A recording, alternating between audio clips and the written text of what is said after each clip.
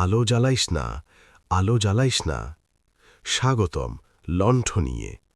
বর্ষার শেষ দিনগুলো, আকাশ যেন কাঁদছে, না ঝড় না বৃষ্টি, শুধু একটা ঘন কুয়াশা যে মাটি থেকে উঠে আকাশ ছুঁয়ে দাঁড়িয়েছে।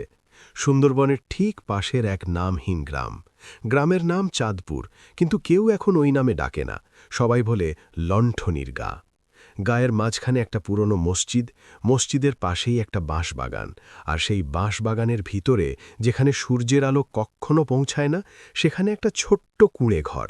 ঘরটা এখন ভাঙা, দেয়ালে আরবি লেখা লা ইলাহা ইল্লাল্লাহ, সব মুছে গেছে আর্দ্রতায়। শুধু একটা জিনিস এখনো টিকে আছে, একটা পুরনো মাটির লণ্ঠন। লণ্ঠনটার ভিতরে কোনো বাতি নেই, কিন্তু রাত 12টার পর সেটা নিজে থেকেই জ্বলে ওঠে, একটা সবুজ নীল আভা, যেন কোনো জীবন্ত জিনিসের শ্বাস। গল্পটা শুরু হয় রফিকের সাথে। রফিক ঢাকা থেকে এসেছে, ফটোগ্রাফার, ডকুমেন্টারি বানায় বাংলাদেশের ভুলে যাওয়া গ্রামগুলো নিয়ে। ওর ক্যামেরায় শুধু ছবি না, ইতিহাস ধরা পড়ে। ও শুনেছিল চাঁদপুরে এক অদ্ভুত ঘটনা ঘটে। প্রতি বছর শরতের পূর্ণিমায় একটা মেয়ে লণ্ঠন হাতে গ্রামের প্রান্ত থেকে হাঁটতে শুরু করে আর কখনো ফেরে না। গ্রামের লোকজন বলে ও আর মেয়ে না, ও লণ্ঠনই। রফিক হাসল। ভৌতিক গল্পে ওর বিশ্বাস নেই, ও বিশ্বাস করে মানুষের ভয়ে। মানুষ যখন ভয় পায় তখন সে গল্প বানায়, আর গল্পই হয় সত্যি। ও গ্রামে ঢুকল বিকেল 4টের দিকে। আকাশে মেঘ, মাটিতে কাদা। গ্রামের লোকজন ওকে দেখে চুপ করে গেল।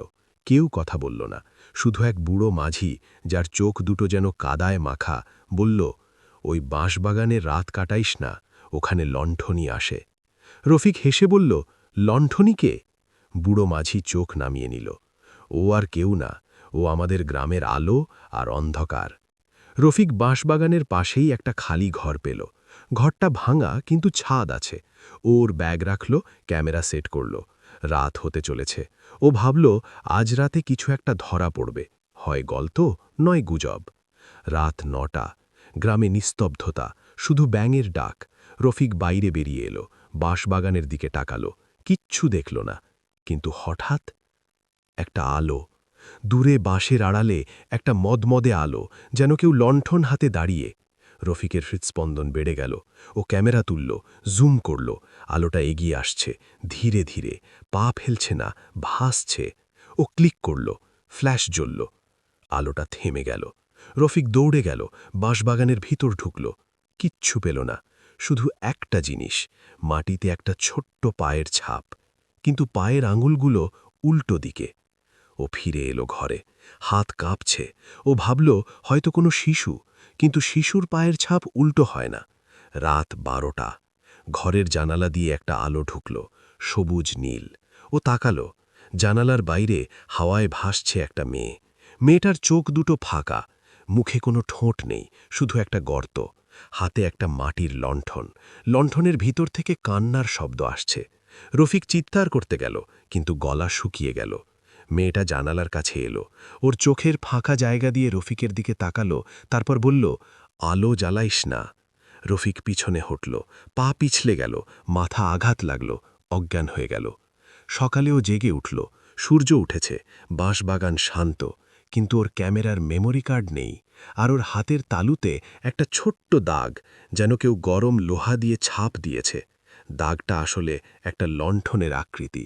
ও গ্রামের লোকজনকে জিজ্ঞাসা করল, লণ্ঠনই কে? এবার সবাই কথা বলল। 50 বছর আগে এই গ্রামে এক মেয়ে ছিল, নাম ছিল শামিমা। মেয়েটা অন্ধ, কিন্তু ও আলো দেখতে পারত। ও বলতো, আলো ওর চোখে না, ওর হৃদয়ে জ্বলে। গ্রামের লোকজন ওকে পাগল বলতো, কিন্তু ও প্রতি রাতে একটা মাটির লণ্ঠন জ্বালাত। লণ্ঠনটা ও নিজে বানাতো, মাটি, তেল আর ওর নিজের চুল দিয়ে। একদিন গ্রামে মহামারী এলো, লোক মরতে লাগল। কেউ বলল শামিমার লণ্ঠনই মারি এনেছে, কেউ বলল ও জিনের সাথে চুক্তি করেছে।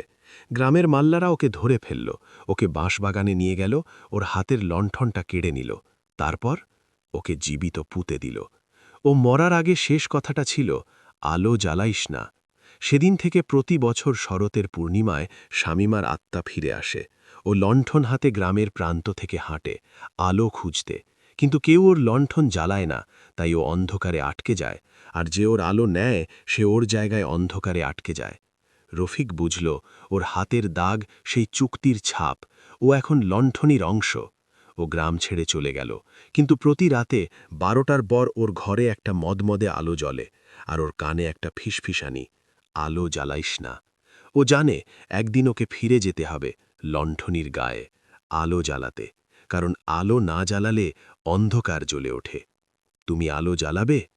ধন্যবাদ লণ্ঠনিয়ের সাথে থাকার জন্য। ভুলে যেও না, আলো জ্বালাও, নইলে সে তোমাকে খুঁজে পাবে।